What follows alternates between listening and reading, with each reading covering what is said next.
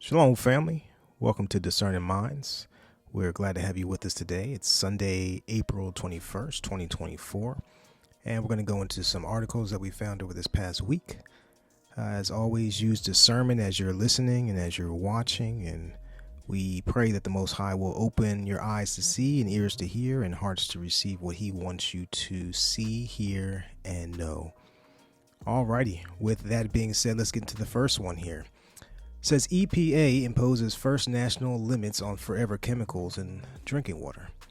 PFAS are a class of chemicals that can linger almost permanently in the air, water, and soil. Research suggests they are associated with a variety of health issues, including the C word here. It says for the first time, the Environmental Protection Agency, or EPA, has established national limits for 6 types of Birdflu or Laco, something like that, and the substances in drinking water. The substances known by the initialism, PFAS, are nicknamed forever chemicals because they barely degrade and are nearly impossible to destroy. So they can linger permanently in the air, water, and soil. Let's take a quick look at this video here. Health alert about those so-called forever chemicals in our drinking water. The Biden administration today announcing the first ever national limits on those chemicals that have been linked to serious illnesses. Ann Thompson is here to tell us more. Ann, good evening. Good evening, Lester. This is a big deal. The EPA says this means when some 100 million Americans turn on their taps, the water that comes out will be essentially free of those forever chemicals called PFAS. They're linked to a whole host of health problems, including cancer, thyroid disease, and heart disease. The new rules cover 6 of these chemicals. Water companies will have 3 years to monitor the chemical levels, and if they exceed the new standards, 2 years to fix it. These forever chemicals are in many things, like water-resistant clothing, nonstick cookware, firefighting foam, and yes, even some dental floss. Environmentalists call these standards historic, but the water industry says meeting them could drive up your bills. Lester? All right, Ann, thank you. Here's another one. Forever chemicals called PFAS show up in your food, clothes, and home. Non-cookware, grease-resistant food packaging, and waterproof clothing are all products that make our daily lives less messy, but that convenience comes at a cost. Let's look here at this little video down here. Those compounds, pretty much every person in this room is carrying PFAS in your body. Many of those compounds have been tested and many have not been tested, and we are actually all walking around as guinea pigs, being exposed to these chemicals, carrying them in our bodies. We heard about people whose family members had birth defects, people who were suffering from cancer of the testicles, cancer of the kidneys, and we now know at least 600 sites across the country are contaminated, and we haven't looked in most places. I can guarantee you that every congressional district has a PFAS contamination problem. They're very toxic at very low doses. They're extremely persistent. They're forever chemicals. We are carrying these chemicals around in our bodies, and we didn't agree to carry them around in our bodies, yet we are being exposed to them every day. Our kids are being exposed to them. Our grandchildren will be exposed to them. We need to get started now on doing something. These PFAS or these forever chemicals are in pretty much everything. Here's a quick article from Time magazine that shows all the stuff in your home that might contain these forever chemicals. And here's a list of several different things. I'm not going to read those all off. You can see them on the screen. It's in so many different things in our homes, and it's pretty crazy. I mean, even here it talks about they're in soft contact lenses and things of that nature. If you want to see more on that, you can take a look at that on at Time magazine. Shalom family, we're going to get into the next article here. It says major 911 outages in 4 states leave millions without an easy way to contact authorities. Lumen Technologies said some customers experienced an outage when a third company physically cut out fiber while installing a light pole. Says law enforcement agencies across 4 states were left scrambling following reports of major 911 outages that left millions unable to quickly contact authorities in emergencies late Wednesday. Many of the outages reported in Nebraska, Nevada, South Dakota, and Texas were restored by the late evening, but the Federal Communication Commission said Thursday its investigation is just getting started. That's basically that story. Let's move on to we have a video here. Let's play the video. This afternoon, Honolulu police reporting a brief 911 outage in the city, coming after more outages Wednesday night on the mainland. You may have difficulty reaching us internally. We're having difficulty receiving 911 calls as well. 6 p.m. Central Time, multiple 911 centers suddenly cut off in parts of 4 states, South Dakota, Nebraska, Nevada, and Texas. Several call centers pushed out emergency alerts, telling locals to use their cell phones or text for help. To our knowledge, we have never experienced an outage of this magnitude or duration. Today, phone service provider Lumen Technologies blamed 3 state outages on a cut fiber line due to a third-party company installing a light pole, writing, "We restored all services in approximately 2.5 hours. We are dealing with 911 in last century technology. We're in the 21st century. We need to ensure that our 911 systems are current technology." While an isolated event, experts say the outage underscores an urgent concern. 911, what is the address of the emergency? U.S. cybersecurity has warned that hackers want to exploit vulnerabilities to disrupt or degrade 911 service. At risk, sensitive data that could affect emergency response abilities. Was anybody injured? Already, ransomware attacks on 911 centers, including Bucks County, Pennsylvania, have forced dispatchers to revert to manual systems. In 2017, 911 centers in more than a dozen states were paralyzed. Now, amid heightened global tensions and a divisive election looming here at home, concern that critical emergency communications can easily be undermined. Chris Krebs is the federal government's former cybersecurity. Okay, we're just going to stop it there. Family, remember, we have our 911. Our 911 is the Most High. Psalm 91. Stay prayed up, stay watchful, and stay vigilant. Moving on to our next story. What does organic mean? According to the Organic Trade Association, organic foods have become a $60 billion industry. And a quick scan of the grocery store aisle seemed to confirm that. But the more people buy into it, the bigger the question becomes, what exactly does organic mean? So as we go through this article, really, does organic mean organic? I'm going to go down to a little bit further in the article. So how do you understand food labels? When you see a label that says 100% organic, that's the organic that you're looking for. But now you see, based off the 100% organic, what's inside, nothing but USDA certified organic ingredients. Then you have your organic, just the organic with the USDA label seal. What's inside, food made with at least 95% USDA organic ingredients, and so on and so forth. If you go further down, it says made with organic, food made at least, that's food made with at least 70% USDA organic ingredients, all natural. We have different labels out there. Be watchful. And what you really want, if you're going for organic, 100% organic, you want to see the labels with the 100% organic labeled on it, because that guarantees it's all organic. All right.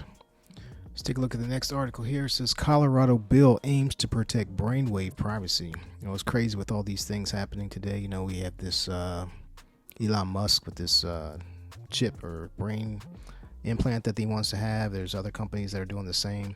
Let's take a look here at what this talks about as far as this Colorado bill.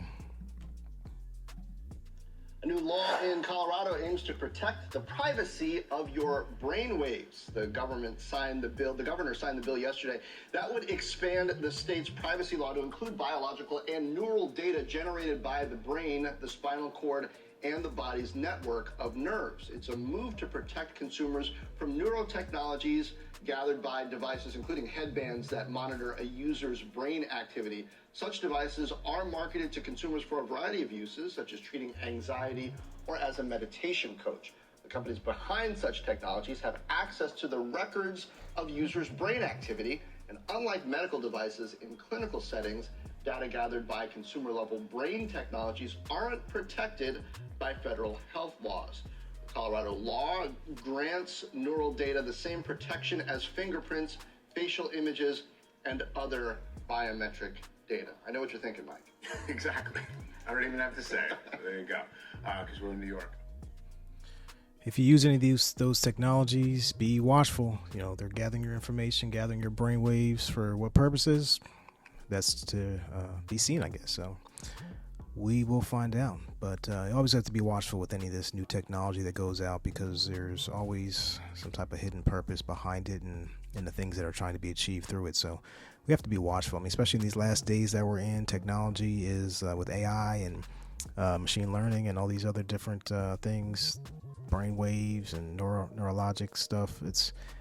It's a crazy time, and we just need to be aware and be alert and be paying attention to the different things that are out there. Next one says Fed policymakers agree there's no urgency to cut rates. So it looks like rates are not being cut anytime soon. Here it says from April 18th from Reuters, it says Federal Reserve policymakers have coalesced around the idea of keeping borrowing costs where they are until perhaps well into the year, given slow and bumpy progress on inflation and a still strong U.S. economy. It's not strong at all. What are they talking about? I'll move on from this. Our next story. 270 million people are living on sinking land in China's major cities, new study finds. Land is sinking underneath millions of people's feet in China's major cities due to human activities, putting the country's coastal areas more at risk of flooding and rising sea levels, new research shows. Nearly half of China's urban area, comprised 29% of the country's population, are sinking faster than 3 millimeters.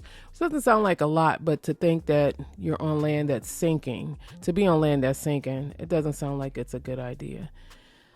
The land is also sinking due to the growing weight of cities themselves. Soil can compact naturally from the weight of sediments accumulating over time and from heavy building pressing down on the ground. FBI says Chinese hackers preparing to attack U.S. infrastructure. Nashville, Tennessee. Chinese government-linked hackers have burrowed into the U.S. critical infrastructure and are waiting for just the right moment to deal a devastating blow, FBI Director Christopher Wray said on Thursday. An ongoing Chinese hacking campaign known as Volt Typhoon has successfully gained access to numerous American companies in telecommunications, energy, water, and other critical sectors, with 23 pipeline operators targeted, Ray said in a speech at Vanderbilt University. All right, it's from AP News. It says legislation allowing doctor-assisted suicide narrowly clears Delaware House and heads to state Senate. I've heard about this stuff happening in Canada. It's kind of crazy. It's coming into the U.S. But let's take a look here. It says a bill allowing doctor-assisted suicide in Delaware narrowly cleared the Democrat-led House on Thursday and now goes to the state Senate for consideration. The bill is the latest iteration of legislation that has been repeatedly introduced by the Newark Democrat Paul Baumbach since 2015, and it is the only proposal to make it to the floor vote. After lengthy debate, lawmakers voted 21-16 for the measure, which needed at least 21 affirmative votes for passage. Among those voting for the bill was Republican Rep. Kevin Hensley of Townsend, who voted against the proposal in previous legislation sessions. I did not get confused, Hensley assured fellow lawmakers after the vote. Hensley said his perspective on the issue changed after his mother, who lived in California, opted for physician-assisted suicide a year ago. Next thing says maple syrup from New Jersey. You got a problem with that? Galloway Township, New Jersey.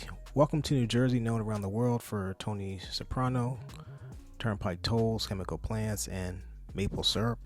If a university in the southern part of the state has its way, the sticky, sweet brown stuff you put on your pancakes might one day come from New Jersey. Mortgage rates surpassed 7%, while home prices show no signs of declining. It remains unclear how many home buyers can withstand the increasing rates. Would-be home buyers have no choice but to deal with elevated rates if they want to buy this spring. The average rate on a 30-year fixed loan hit 7.1%, according to Freddie Mac. That's the first time the weekly average has exceeded 7% this year, and a significant jump from last week's 6.88% mark. So let's see. Let's see what this video is all about. More bad news for home buyers. The average rate on a 30-year fixed loan jumping above 7% for the first time this year. That's according to Freddie Mac. Higher rates leaving potential home buyers on the sidelines as U.S. existing home sales fell in March and fell by quite a lot. Joining us now is Bruce McNeilage. He is Kinlock Partners co-founder and CEO. Bruce, it's good to see you. So what is that 7%, 7.1% to be exact, mortgage rate? What does that mean for demand for homes? So demand is there. That's not going away. Quite frankly, there's more and more demand for housing right now. The problem is people can't afford it. As rates are going up, it's making tougher and tougher for people to buy entry-level homes, and there's not enough existing inventory out there. And so it's really put people in a bind as far as being able to own a home. And I see rates just increasing. I think we're looking at 8% in a few months, and that's really going to put home builders and the buyers of homes in a tough position. Okay, so based off of that story, it's getting harder to buy a home out here in these times. And also, if you're able to get a home, you heard the announcer say that prices are expected to go up. So now might be a good time if it's y'all's will for that. Says Jay Powell just made buying a home this spring even more challenging. It's kind of going along with the other story about interest rates being high. House passes $95 billion aid package for Ukraine, Israel, and Taiwan, but not U.S. border. The House on Saturday passed a set of foreign aid bills that would send $61 billion to Ukraine, $26 billion to Israel, and $8 billion to the Indo-Pacific region. In total, the foreign assistance package totals $95 billion, which only passed after Speaker Mike Johnson cut a deal with Democrats in order to force it through by a vote of 311 to 112. The Senate is expected to pass the package, which was negotiated in conjunction with the White House, marking a victory against conservative lawmakers who insisted on protecting the U.S. border before sending money abroad to protect those of other countries. So we see here the United States is very willing to protect the borders of these foreign countries, but we're having major border issues here in the United States, and they're not so quick to move on that. All right, moving on to the next article here from Yahoo Finance. It says higher oil prices, shipping disruptions create a double-edged sword for retailers.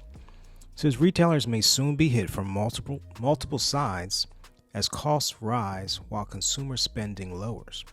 Rising oil prices due to the global tension and supply constraints are a factor in everything from shipping costs to inflation.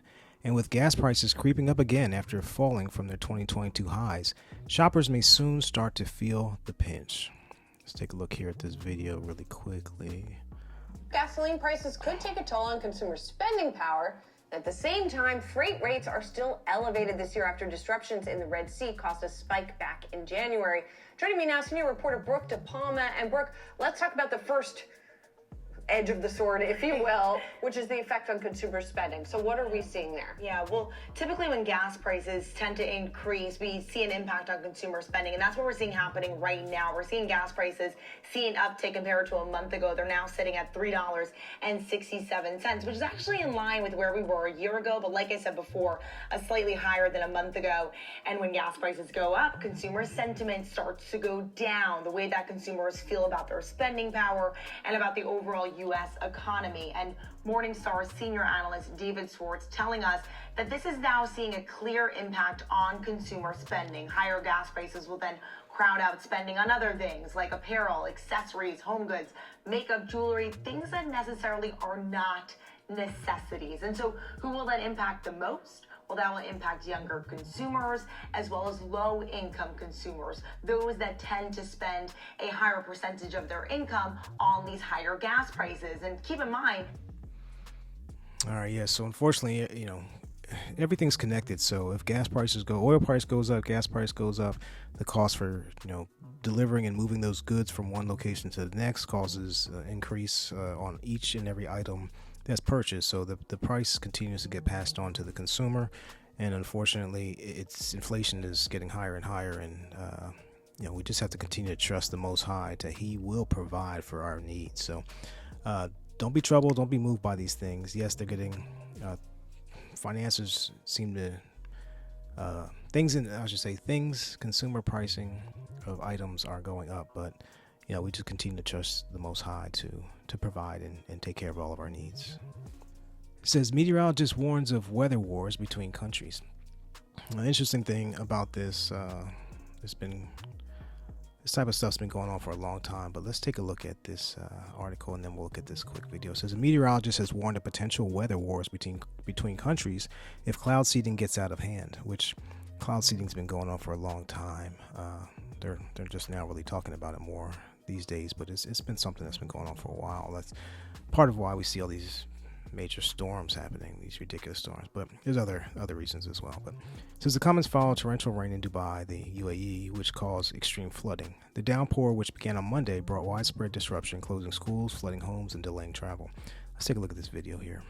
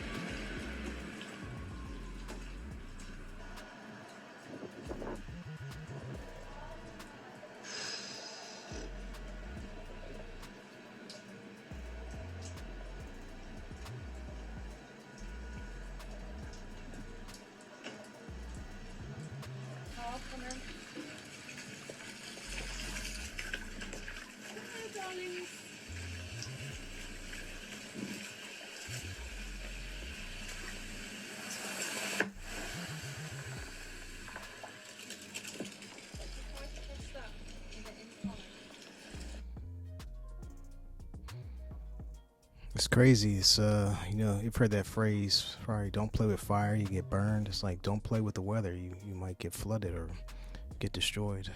It's a crazy scene out there. Okay, storm dumps heaviest rain ever.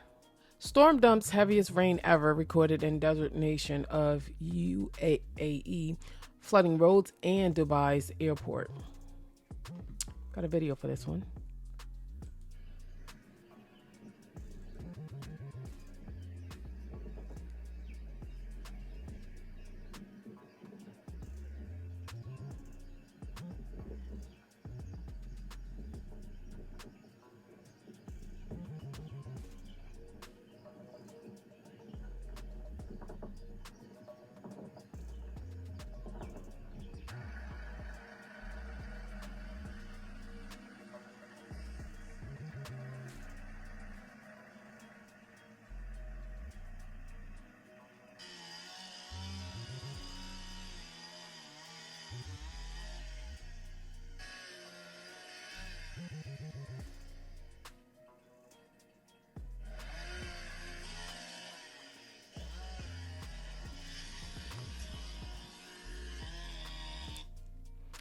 Hey, you see the damage that the rain is doing out there. I thought about this. Have you ever seen all those fancy, expensive cars out in Dubai? I mean, it's you can only imagine how much property damage there's been from this. I mean, there's all those people with all those expensive vehicles and those that have money and a lot of expensive buildings and such. But don't play with the weather.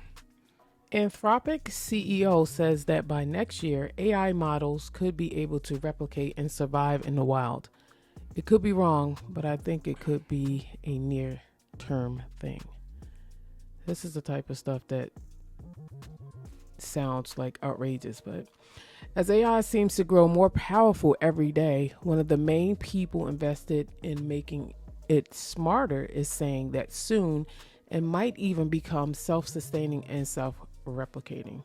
In a podcast interview with the New York Times, Ezra Klein, Anthropic CEO Dario Amodei, discussed responsible scaling of the technology and how without governance it may start to well breed, which kind of sounds odd because if you can see, I don't know if you can see this picture, the thought of this breeding or this being out in the wild, it's kind of crazy.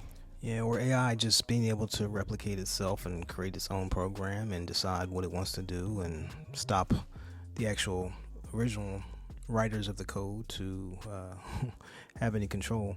It seems like a lot of these stuff with AI, it seems like this is like demonic, and there's a lot of, it seems almost as if there's demons inside these programs. We don't have specific proof to show that, but it seems very demonic. And it also seems kind of dangerous when you think about these things having sort of like their own way of thinking. It kind of brings to remembrance the movies that they have out there where you see the robots taking over and deciding what they think is right and correct and the way that humans should be. House passes legislation that could ban TikTok in the U.S. Says the House passed legislation Saturday or yesterday that would ban TikTok in the United States if the popular social media platform's China-based owner doesn't sell its stake within a year, but don't expect the app to go away anytime soon. Says the decision by the House Republicans to include TikTok as part of a larger foreign aid package, a priority for President Joe Biden, with broad congressional support for Ukraine and Israel, fast-tracked the ban after an earlier version had stalled in the Senate. Let's see what else is talking about here. Okay, the company lobbied hard against the legislation, pushing the app's 170 million U.S. users, many of whom are young, to call Congress and voice opposition. First known test dogfight between AI and human pilot carried out, U.S. military says. An AI-run fighter jet went up against another controlled by a human pilot in a drill, the U.S. has said. The aircraft flew at up to speeds of 1,200 miles per hour during combat that's often referred to as a dogfight. Let's watch this video. We built up in safety using the maneuvers, first defensive, then offensive, then high aspect nose-to-nose engagements, where we got as close as 2,000 feet at 1,200 miles per hour. And while the X-62's unique safety features have been instrumental in allowing us to take elevated technical risk with these machine learning agents, in this test campaign, there were no violations of the training rules, which codify the airman's safety and ethical norms, demonstrating the potential that machine learning has for future aerospace applications. Okay, as you can see, it looks like, especially with a lot of the stories we've done, that AI is really taking a front row seat to everything. It's being employed into everything that's being done. And we have to be watchful of that thing, because when you put AI into jets and all these other things, it's something to be watchful of. That's what I'll say. It says the world's first known combat between a human pilot and a fighter jet controlled by AI has been carried out in California, the U.S. military has said. It says the result represented a transformational moment in aerospace history, DARPA said in a statement. It did not reveal which aircraft won the dogfight. I can assume that it might have been AI, but that's just my thought on it. All right, let's take a look here. Next article says China is setting the stage for digital Pearl Harbor on America. In the wake of House subcommittee hearings this week on threats coming from the Chinese Communist Party, or CCP, the FBI and lawmakers are warning of the cybersecurity threat that the CCP poses to U.S. infrastructure. Over the last year, the size and scope of the CCP's cyber warfare tactics have begun to come to light, which U.S. officials have publicly admitted to being stunned by. On Tuesday, FBI Director Christopher Wray repeated his warnings from January when he stated that China's hackers are wreaking havoc on American infrastructure, remarking that the CCP is the defining threat of our generation. He continued, China's hacking program is larger than that of every other major nation combined. If each one of the FBI cyber agents and intelligence analysts focused exclusively on the China threat, China's hackers would still outnumber FBI cyber personnel by at least 50 to 1. Yeah, it's crazy. There's so much talks of cyber issues in the news. There was a data breach just a few weeks ago with AT&T, a huge one. I mean, there's another article we have later on talking about another.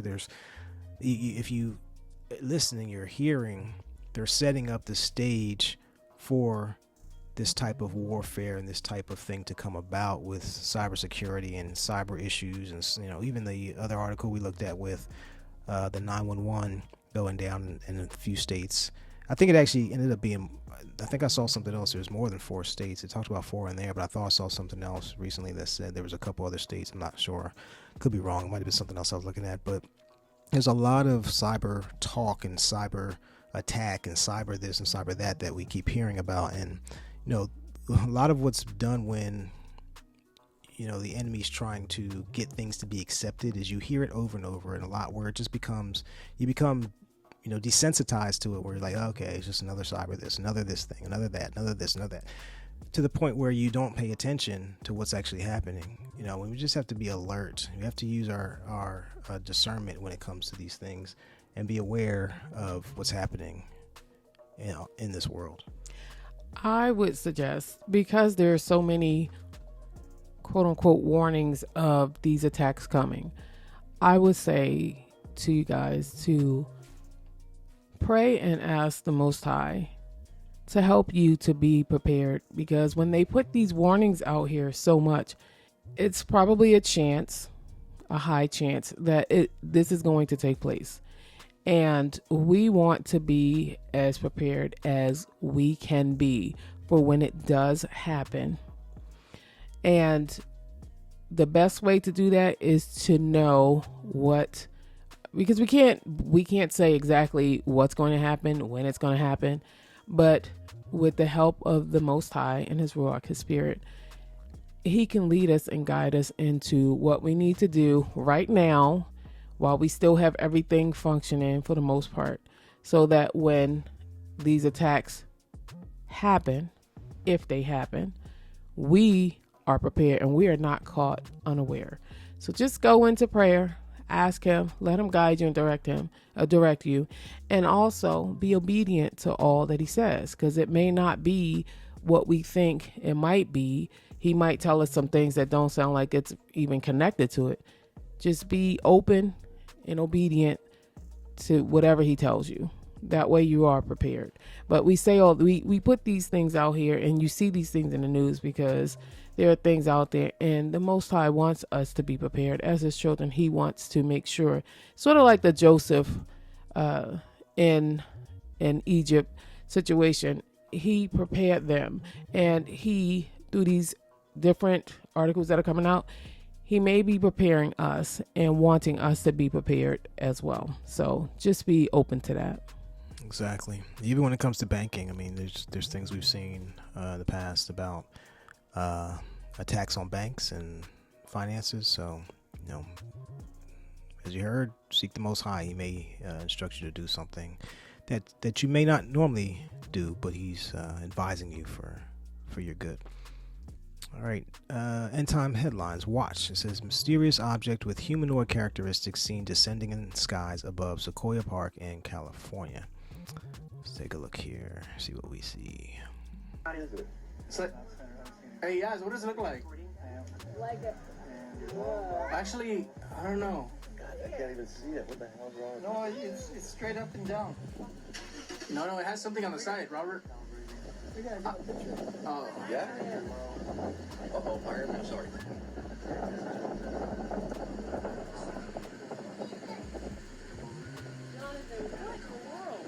What is that?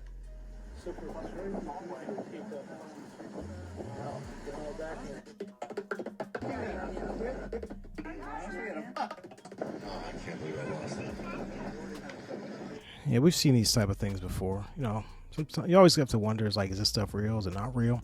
You know, we've seen other videos with similar looking things like that. You know, we're not there, so we don't know 100%, but it's interesting. I mean, we've seen a lot of different weird things in the sky. Not necessarily personally. We've actually seen a couple things.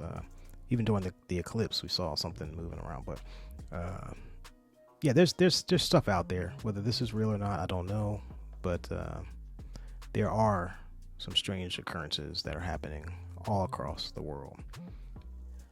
Okay, this one's from Blaze Media. Nebraska deputies catch naked married substitute teacher in car with student. Chase ensues that ends in vehicle crashing. Police. A married substitute teacher was allegedly caught unclothed in the back of a vehicle with a high school student. When Nebraska deputies confronted the couple, the car sped off and crashed into a yard, according to police. Shortly before 3 a.m. on April 13th, Douglas County deputies noticed a suspicious vehicle parked on a dead-end road in Omaha, Nebraska. Deputies said they saw two people in the back seat of a gray Honda Pilot. After they were confronted by police, one of the individuals reportedly moved into the front seat of the vehicle. Authorities said the person quickly drove the vehicle away from the scene until it crashed into a yard about 2 blocks away. As officers approached the crash, deputies said the female passenger was naked and trying to put her clothes on in the back seat. The driver, a teenage male, allegedly fled the scene on foot. The other individual in the vehicle was identified as 45-year-old Aaron Ward. Yeah, so... Yes, it's sick. I mean, a lot of this stuff, we keep seeing this over and over and over again, where teachers and students and the minds of people are warped. So many people are warped. Not everyone, but so many people are warped these days. And the things that are happening, it's beyond. It's evil. It's wicked. It's evil. And you know, teachers are supposed to be teaching, but they're taking advantage of children and students, and it's happened a lot. You know, you can easily do a quick search and you'll see multiple cases of this type of thing. And you know, the minds of some of these people, the minds of the people who are doing these things are definitely off, and could be demonic spirits on them, or could be something else. I don't know, but it's craziness. It's depravity. That's what it is. It is. Absolutely. Mike Johnson's spending bill includes $300 million for border patrol in Ukraine. All right, next article says a big thing has just happened to Bitcoin. It's called the halving. Bitcoin has just experienced a halving 2024, and some experts believe it will turbocharge a rally in the digital currency. The halving takes place roughly every 4 years, and it previously has been a pretty obscure event. In broad terms, a halving effectively reduces the supply of new Bitcoins, and that presumably should lead to higher prices. It's the scarcity principle. The fewer Bitcoins that get mined, the more valuable Bitcoin becomes. So what is a halving? First, the name. Few in the crypto world seem to like the name halving, but it effectively describes what's going to happen, and it all involves Bitcoin mining.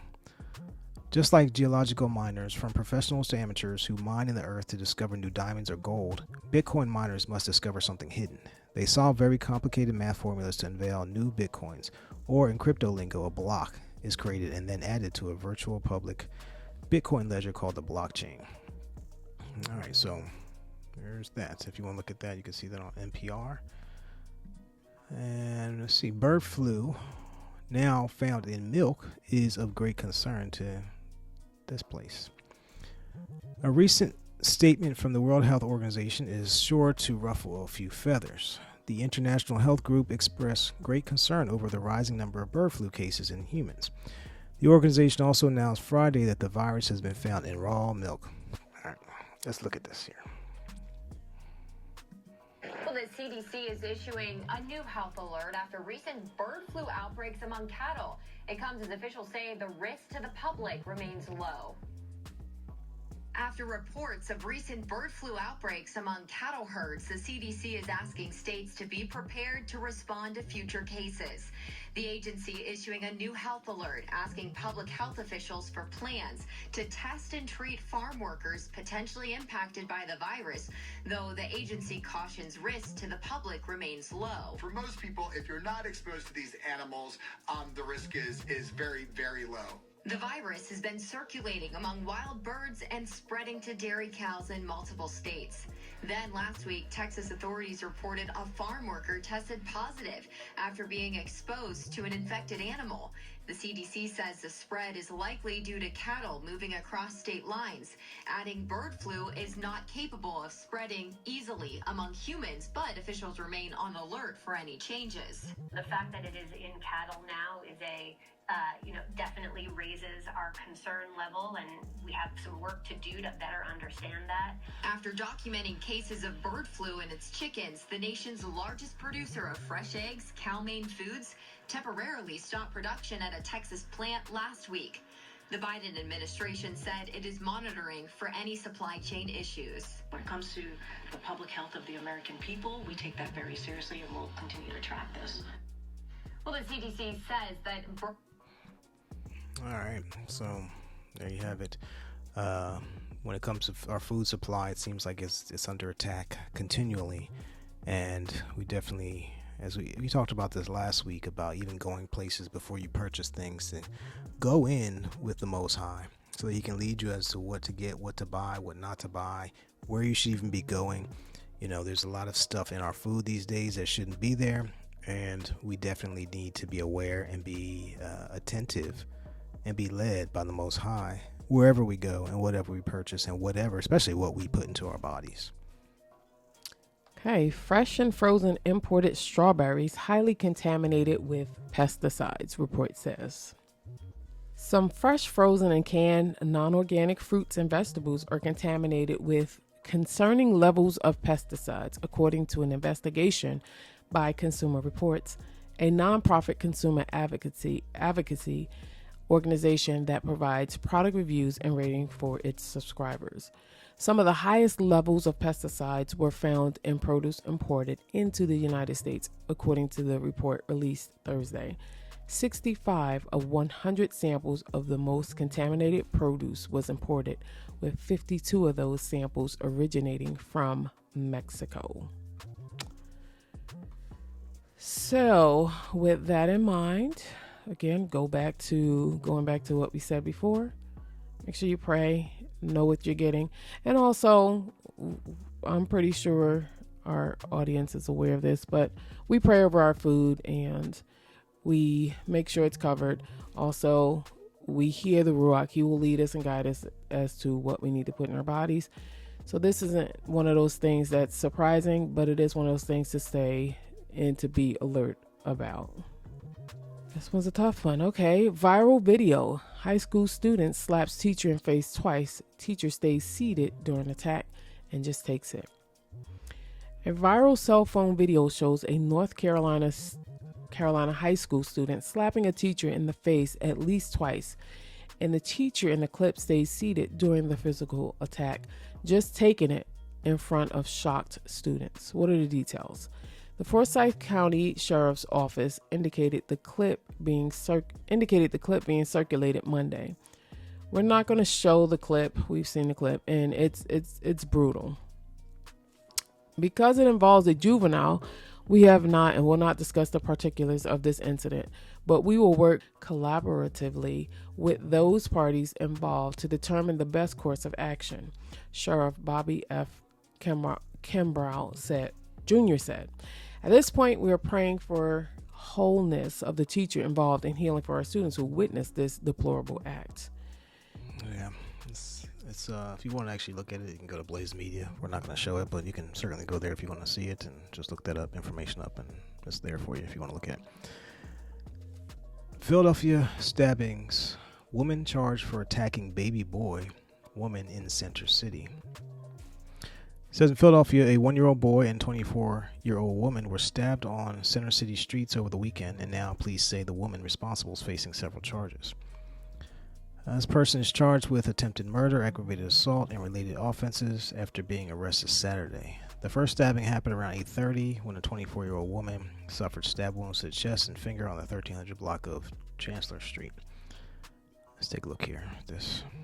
We now have a better look and know the name of the suspect accused of stabbing a 1-year-old child and woman over the weekend in Center City. Police arresting 28-year-old Takira Hester. Police say she stabbed the 24-year-old woman in the chest and finger Saturday morning on Chancellor Street, and then a few hours later cut the baby on the arm who was in a stroller on 18th Street. At last check, both victims were at the hospital and stable. Hester is facing several charges. Man, this world is unhinged. It's sometimes look at some of this stuff and it's just it's mind-boggling. We know, Scripture says that Satan is the god of this world, and he has a lot of people under his influence, and a lot of these things are demonic inspired. A lot of these things have evil spirits upon people.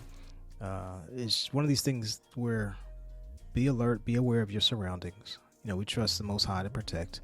However, we don't want to just be in situations that are dangerous and foolish to be in, and just be aware. Look around who around you when you're out and about. Just be alert, be watchful. If you, as we talked about praying before you go in places, maybe there's certain places you shouldn't be going to begin with, and you want to stay away from there, or just make sure you're there at the right time. You definitely want to be the right time. Go into places when you need to be. If you don't need to be somewhere, don't be there. If the Most High is leading you or prompting you, you get this checking inside, like maybe I shouldn't go there. Don't go. Just be aware, be watchful, and be alert, because our adversary is out there looking for whom he can devour. So, we don't want to be part of this statistic. We don't want you part of this statistic. So be aware and be watchful when you're out and about. I just want to say that we're putting out these videos, and some of these videos are very dark because darkness is abounding. And one of the reasons why we're putting it out there is because we don't want people to not be aware of what's going on in the world. The world is getting darker and darker. Now, that's not to say that there isn't any light in the world. We are the light of the world because we have Yahushua on the inside. We have the Ruach on the inside, the Spirit on the inside. So we are the light. So as we put these stories out here, it's serving as a warning. Basically what I'm saying is that we want to be aware of the times that we're in. We're not going to be that foolish group that says, we're protected, this stuff don't happen, the world's going to get better. No, the truth of the matter is, as it's written in the word, that this world is going to one day end. And we're in that time where darkness is increasing. It's almost like the enemy's having his moment before he is sentenced to life in Sheol, in hell.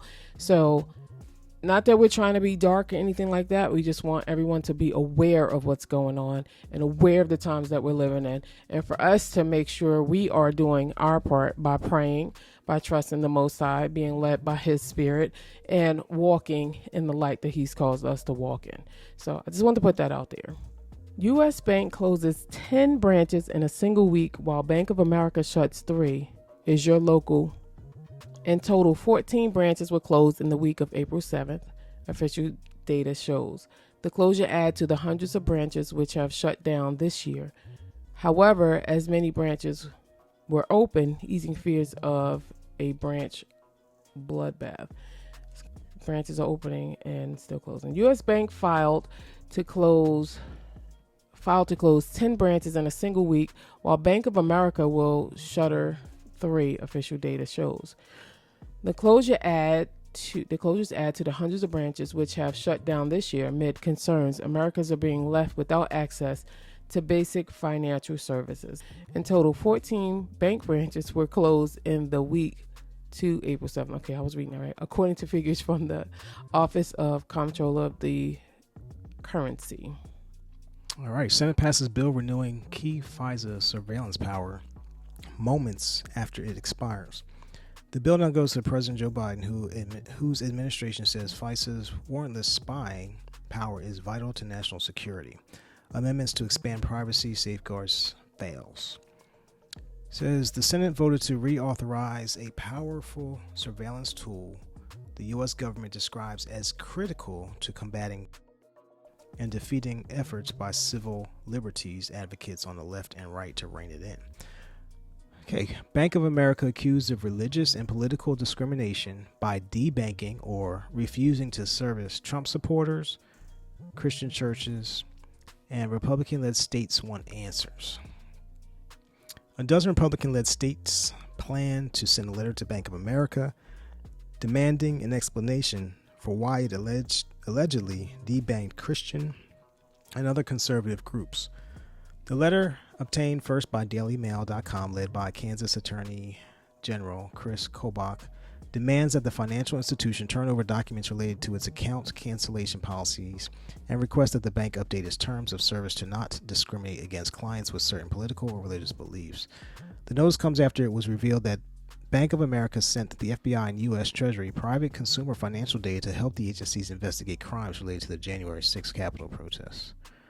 Unfortunately, Bank of America appears to be conditioning access to its services on customers having the bank's preferred religious or political views, Kobach writes in a letter to Bank of America CEO Brian Moynihan, obtained by Daily Mail.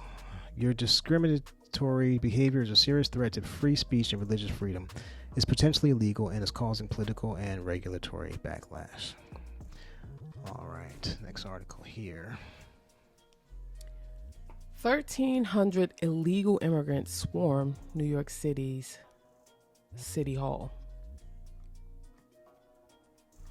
Hundreds of illegal immigrants met outside New York City's City Hall on Tuesday to pressure the city to provide additional taxpayer-funded support and work authorization for illegal immigrants as lawmakers held a hearing on the experiences of Black migrants in New York City.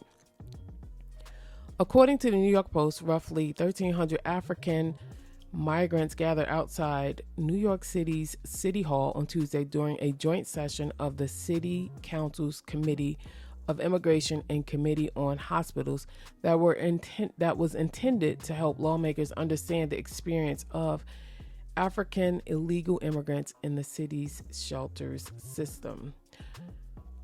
Okay. Oh, we have a video. Let's play this video.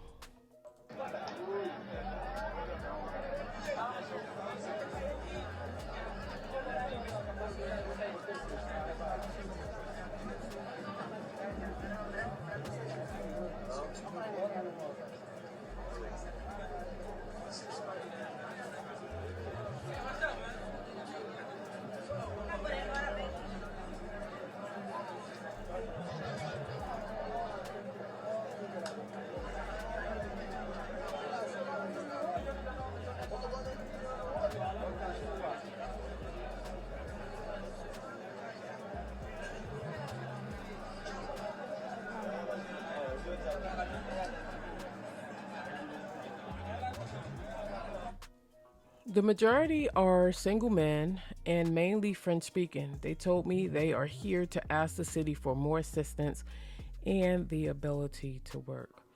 Tesla lays off workers with overnight email. Let's check this video.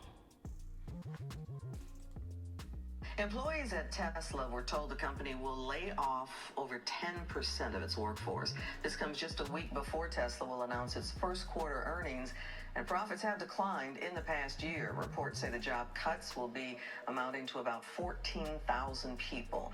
Fox's Carissa Lemkule spoke to some of the employees from the Tesla plant in Austin. Cybertrucks line the side of the highway in southeast Austin amid new reports that Tesla is temporarily halting deliveries as a top Tesla exec announces his resignation on Twitter and the company announces mass layoffs. Just out of the blue, they laid me off. Until Monday, Bradley Olson worked on Model Ys at the Gigafactory. At 2 a.m., which is middle of the day for me because I was overnight shift. Just look at my phone and my Microsoft Teams logged me out. I was like, oh, okay, I probably just need to reset my password. But then I tried and they said, and then it says my account was blocked.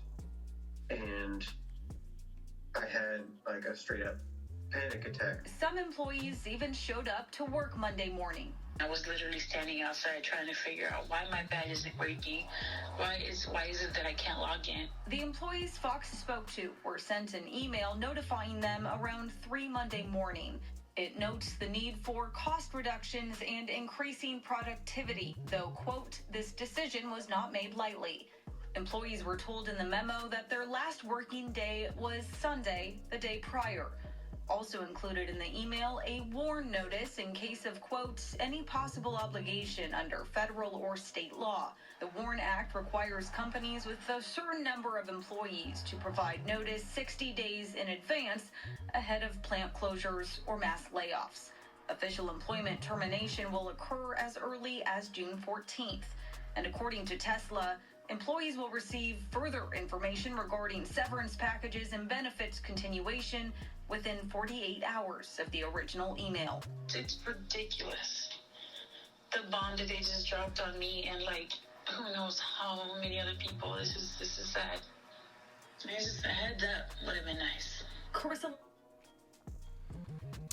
Okay, that's a very unfortunate and sad event, but it looks like a lot of that stuff is going on during this time. People laying off, jobs laying off people, and cutting back on hours, and it's just a sad event.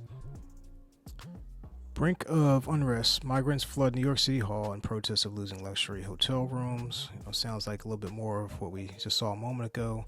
It's these people are housed in these hotels for free, and they're wanting more. They're wanting more stuff, and that's being put on the U.S. taxpayers to cover the bill for these people.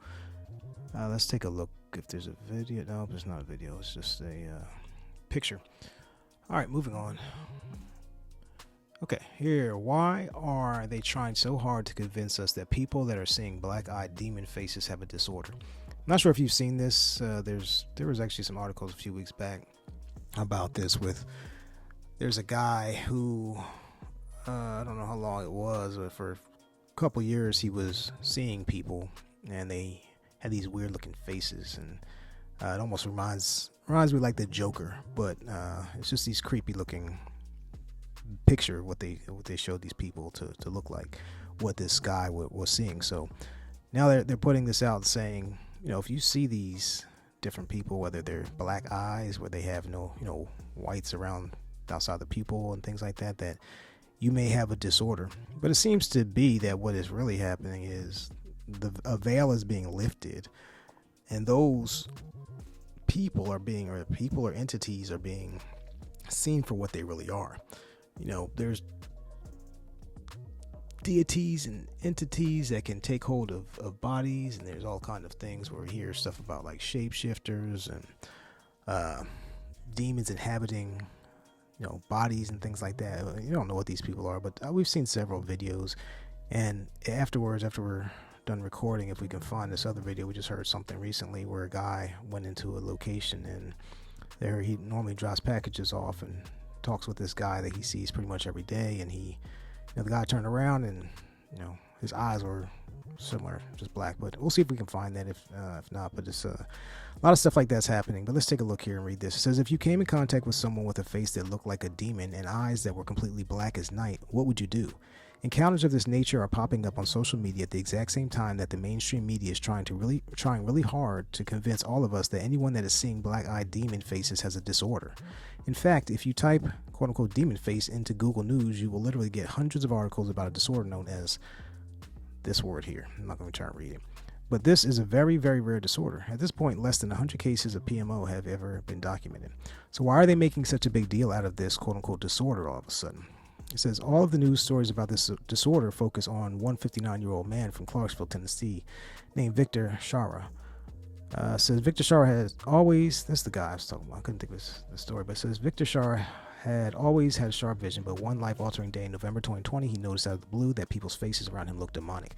Their ears, noses, and mouths were stretched back, and there were deep grooves in their foreheads, cheeks, and chins. My first thought was I woke up in a demon world, said Shara, 59 years old, of Clarksville, Tennessee. You can't imagine how scary it was. They said, I completely believe him. What Victor is experiencing definitely sounds like a very real disorder. After he was tested, he was formally diagnosed with that PMO word, or whatever that's called. Someone he knew taught visually impaired people and suggested he might have that PMO. The extremely rare neurological disorder perception causes faces to appear distorted in shape, size, texture, or color.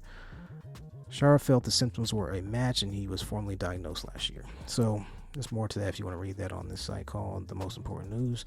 It seems to be more than what they make it out to be, but we'll let you decide. Today, I experienced something that I've never experienced in my life before. Freaked me out. Thought I was crazy. Still haven't processed it fully. So, as I do every week, twice a week, I make deliveries to the same guy. I've been doing it for 7 months. And it's the same guy every time I walk in. He's got a big garage with like a couple trucks in it. I walk in, I hand him his parts, we talk for a minute, I walk away. I go on my business. Today, I walked in, and he had his back to me, and he was working on his bench, and he must have heard me coming. I don't know, because I was actually pretty quiet, I thought, but when he turned around, I jumped and kind of grabbed my mouth like that because I didn't know what to think. And he laughed a little bit, and he called me jumpy. And I was like, yeah, no, I'm just not feeling very good. And I handed him his part, and I was like, hey, I gotta go. The reason I reacted that way is because when I looked at him, he was different. He didn't look like the same guy I saw every other time. First thing I saw was he had no color in his eyes. They were completely black. Like you couldn't even see reflections. It was just a black mass. And for some reason, his ears were kind of weird, and they had like this little point like that. I don't know what that was. Excuse me. But then I was talking to my friend, and he sent me an article about them saying that a new disorder that's coming out where people are starting to see demon faces in people. And it got me thinking, if they're putting something like that out, could it be a disorder, or is it God is actually letting people see demons and they're just trying to make it look like we're crazy? I still can't process it. I can't. I don't know. And like ever since the eclipse, I find it funny. The clouds look different for some reason. I don't know what it is yet. I'm going to figure that one out. But that could be just me being dumb. The other thing I saw, like I have perfect vision. So I don't know what I saw.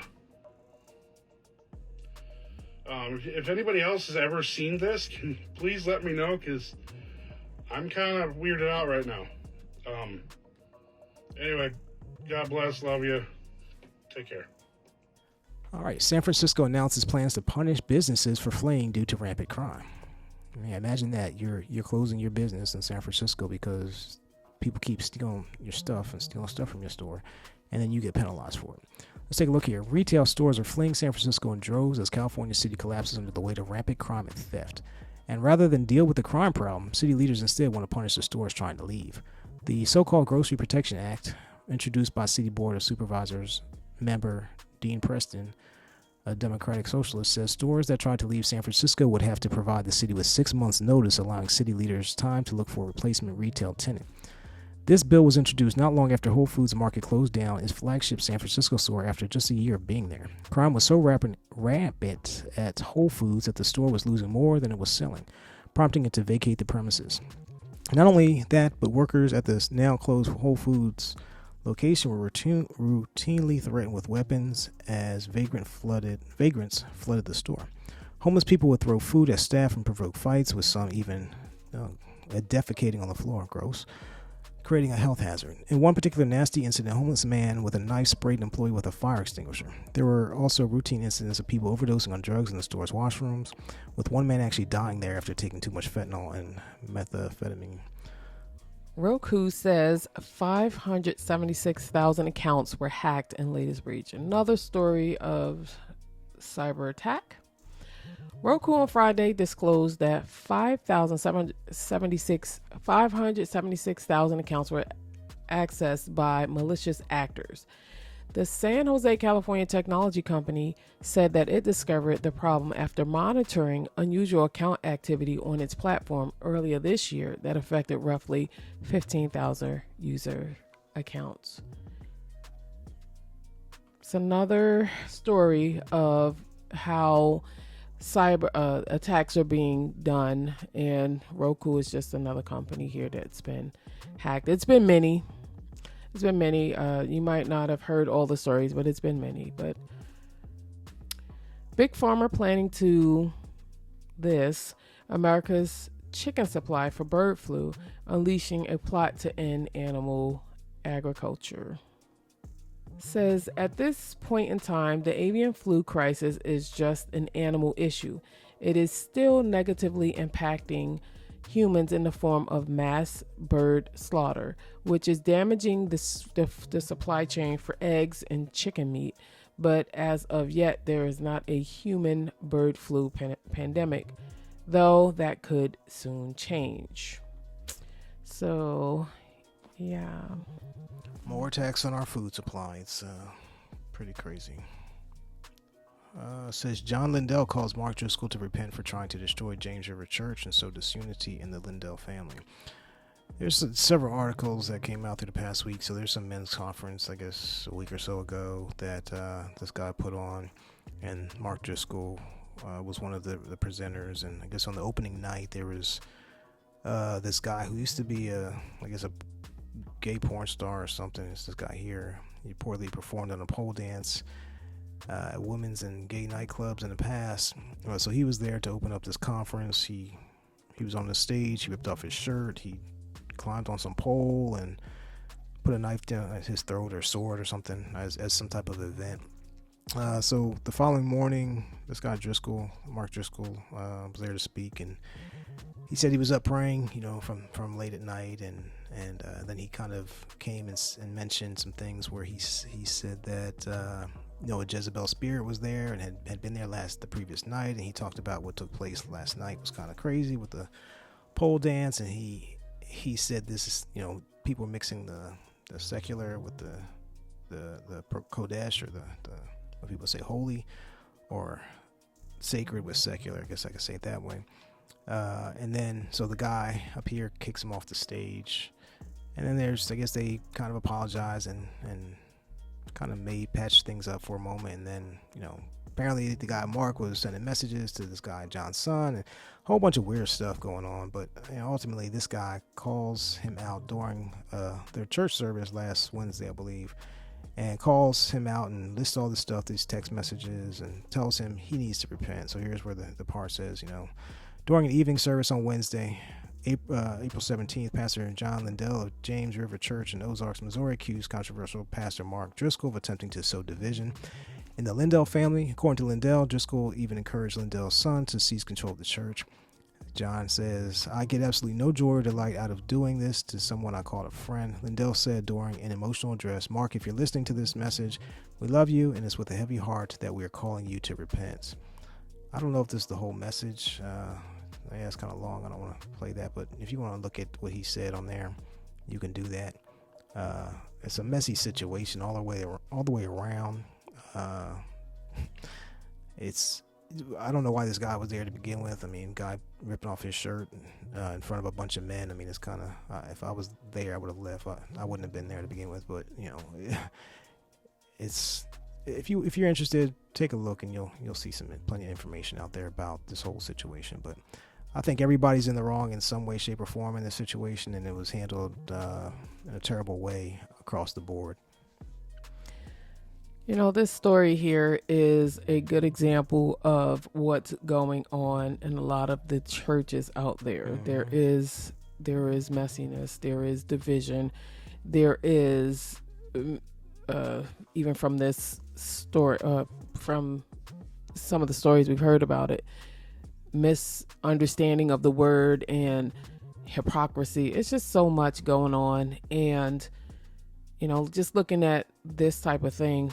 The fact that it was something that happened at a men's conference, and it's making, if you look this up, it's out there. It doesn't make the Christian church look good at all. But the thing about it is, this is the type of stuff that's going on. You hear a lot of pastors being out of line. The congregations are confused, and to even think about it and have a conversation about the darkness that is going on within the church. It's kind of embarrassing for the Christian church. And really, it speaks of the disorder within that body that needs to be addressed, changed, whatever the case may be. But this is just another example of what's going on in the churches these days. There's a lot of disorder, and it speaks very loudly and clearly. Yeah, absolutely it does. And a lot of churches are like this, and we've mentioned in some of our other videos that we've done, we don't call ourselves Christians. I mean, we stopped calling ourselves Christians years ago. We don't call the Messiah JC. We call him by his true name, his Hebrew name, Yahusha, and the Father, Yahuwah. And we don't call ourselves Christians. We don't refer to the Most High as G-O-D or L-O-R-D, those types of things. The Most High called us out of Christian church, many years back. And, the more you start to see of these things, we were, without going into too much detail, in some of the churches that we used to attend, we were pretty deep into, close with leaders in the church and churches that we've been part of. And when you get close to some of the leaders in these places, it's really disgusting. They present one thing to the people that they talk to and the congregation, but there's another side behind the scenes that's very unbiblical. And church is very crazy, but we may end up doing a video on that coming up sometime. I just want to go back to the fact that we don't call ourselves Christians. The word never told us to call ourselves Christians. As a matter of fact, when the word Christian was used, it was used in the way of an insult. It wasn't used to, I'll just say that Yahushua never called us Christian. In scripture, we were called saints, we were called believers, we were called followers of the way, never Christian. So we don't call ourselves that because we were never told to call ourselves that. We call ourselves believers, we call ourselves saints, we call ourselves what the word says. As children of the Most High. As the word says to call us. But really, that's one of the things about us. We don't get caught up in labels, because labels, I think people hide, like the whole Christian thing, the label, people want to hide behind that. And if you are a believer of the Most High, you are a believer. You don't have to let people know about a label. They'll see it through your life and the way you're living. So I just want to clear that up while we don't call ourselves Christians. Yeah. All right, to our final article. It says, science confirms hugs can ease pain, anxiety, and depression. You might have already guessed this, but science has confirmed it. Hugs are good for you. Hugs and other forms of physical touch can help with physical and mental health in people of all ages, according to a new review of 212 previous studies. By combining the findings of all these studies, a research team from this place in Germany and the Netherlands Institute here was able to get a broader picture of how touch might be beneficial. We were aware of this importance of touch as a health intervention, but despite many studies, it remained unclear how to use it optimally, what effects can be expected specifically, and what the influence factors are, says this neuroscience person. This new piece of research covering 12,966 participants across all of the various studies provides some clarity. Touch was shown to help reduce feelings of pain, depression, and anxiety, and the positive effect was observed in both children and adults. So, with that being said, hug somebody if you have somebody near you, if they're okay with it. Hug each other if you have a spouse, children, parents, family members, friends, as long as they're okay with that. But it can bring about some health benefits and relieve some anxiety and depression and even pain. So hug someone if you can. All right, well, that's the last article for today. We hope that you hear the Most High speaking to you through this. We are thankful that you've joined us today and listened. Please go ahead and share this with others. Please like this video. Please subscribe if you haven't done so already. We appreciate all of you and thank you for watching. As we mentioned earlier, we did just release a video a couple days ago, I think it was Friday, about health and our emotions and our health, starting with unforgiveness. Check that out and share that with someone that you may know that is dealing with some unforgiveness issues. I believe it could be very helpful to those that you may know, maybe even to yourself. So with that being said, we appreciate you. We love you. We thank you again for watching. Until next time, family. Shalom.